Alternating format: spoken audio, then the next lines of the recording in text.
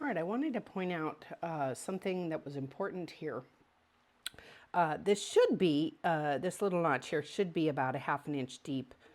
It isn't always, but when I stitch this, I'm going to start right there at that little edge there, and then I'll maintain whatever seam allowance I actually got started here. So it's peeking out a tiny bit past the foot, and I'll go ahead and keep that.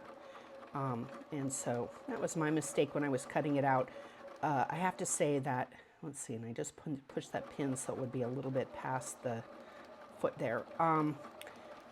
That's my mistake.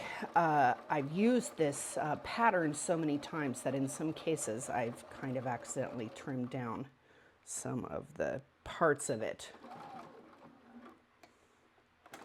And so there you can see that means that when we open this up, I now have a smooth line that goes from there to there. And then I mentioned doing something similar over here. In this case, I will start with my 1/2 inch seam allowance. And then at a certain point, I'm going to have to eye it because the edge is going to start to be the wrong shape. So that will happen a little bit further down where I had the two pieces that were slightly mismatched. So I'm approaching it here.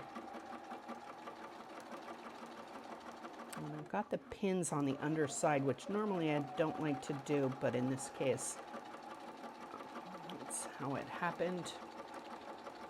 All right, so you can see that I'm following the top, even though right there it's a little bit under.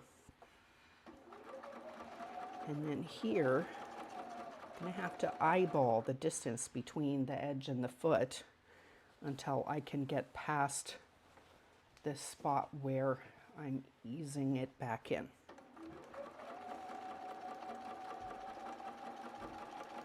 And then there we go. Now that's gone.